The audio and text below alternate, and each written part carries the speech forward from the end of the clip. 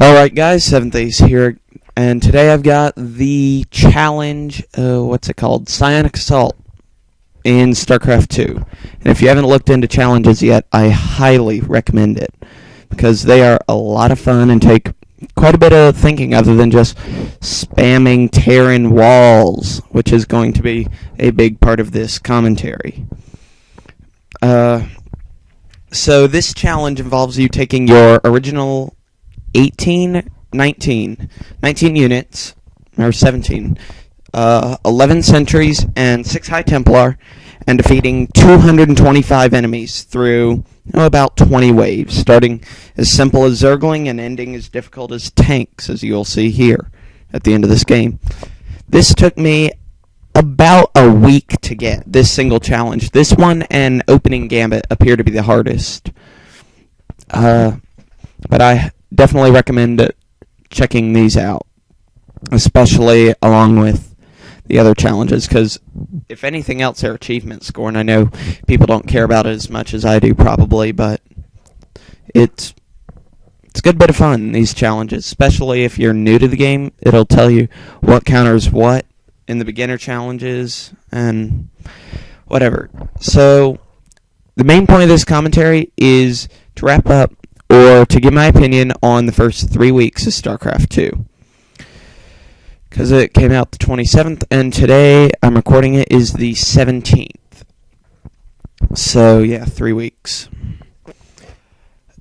The single player, starting there, is amazing. I beat the campaign, and I'm going back for achievements eventually. I'm writing a, campaign guide that may or may not go public.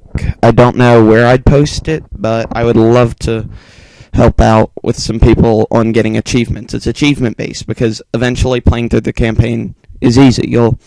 After doing the mission a couple times, you'll learn how to do it, regardless of pretty much how difficult it is. Challenges are just a neat addition that are just the alternate to getting smashed in multiplayer. And that'll bring me to multiplayer. I'll talk about that last, because I got a lot to say about it. The challenges, there's 9 of them, and you've got 4 with Terran, 3 with Protoss, and 2 with Zerg, which makes me sad, because if anyone's watched the channel for a while, you know that I'm a big Zerg player.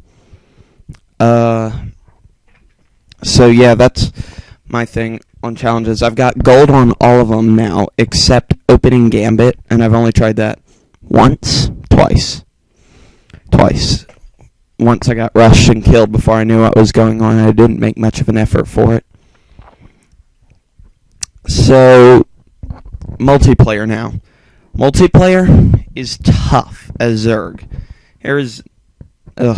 I have a lot of issues with it, and if you look at the Blizzard forums, a lot of people agree that Zerg is underpowered slightly, but it's also too difficult to play for your average user.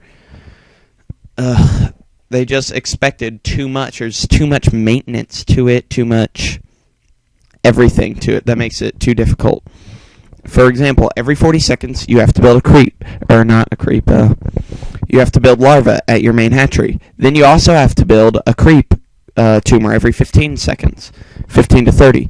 You have to build larva for every hatchery. You have to build creep for every tumor you have that you want to build on. And there was some poor micro. I lost 2 guys. You need to preserve your guys a lot in here, and use all of their abilities. Don't let one die with 200 energy. Back to Zerg. Their units are not underpowered, but they cost 2 populations. Zerg are the Horde. I mean, you're supposed to have a ton of units, and only Zergling costs 1 population. Zergling and drones. That's it. Hydras are 2. Roaches are 2. So the swarm effect of Zerg no longer lasts. I mean, if you don't have enough units, you're not going to swarm, which is what the Zerg's all about. Which, even if it's not totally balanced, it's no fun to play Zerg anymore. Just because that's what I've got to. Quick tip on the challenge. Feed back the Banshees. These kill your stuff. I don't know where else I could feedback, but there's silver, right? Yes. Yep, now I said feedback for the win. At the end, it cuts really, really close. I'm just glad I got this when I did. It took a lot of times. I get off topic too easily. Multiplayer, still. Zerg just doesn't feel right anymore. Terrans, they have no wall-in strategy, no new cliff walkers, and all the maps in StarCraft 2 are cliff happy. So it makes it really difficult for Zerg to navigate, which is half their point.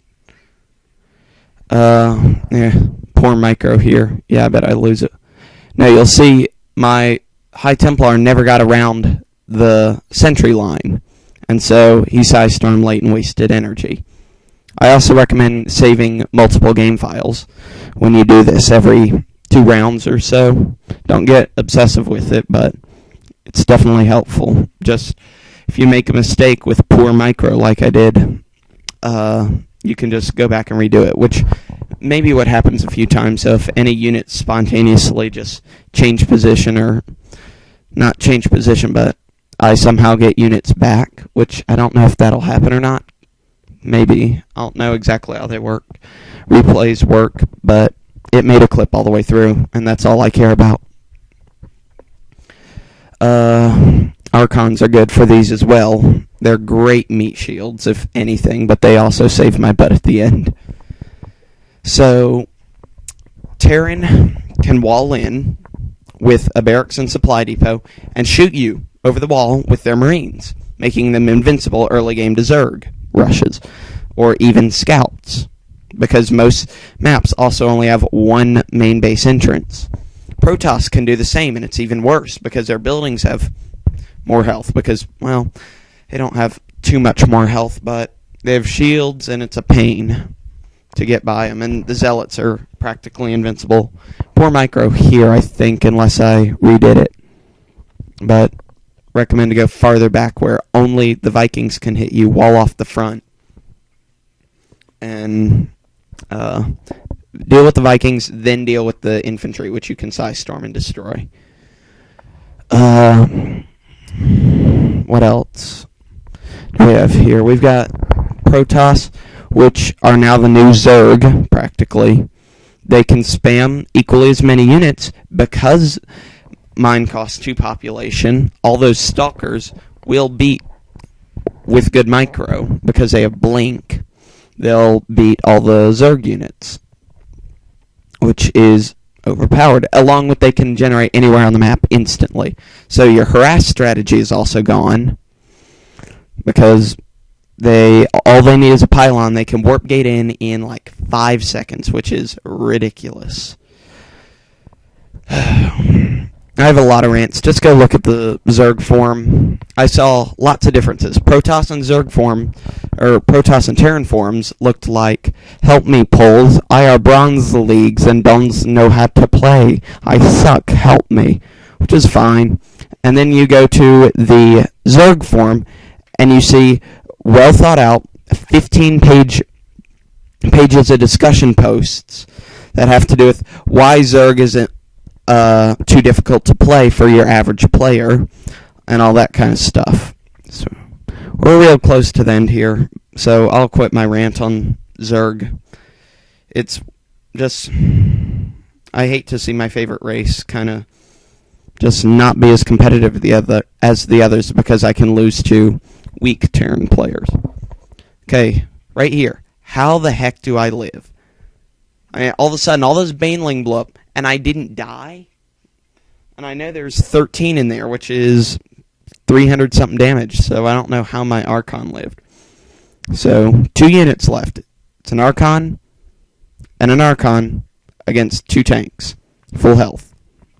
And I was pretty nervous here, but I made sure to make sure to work on the micro here.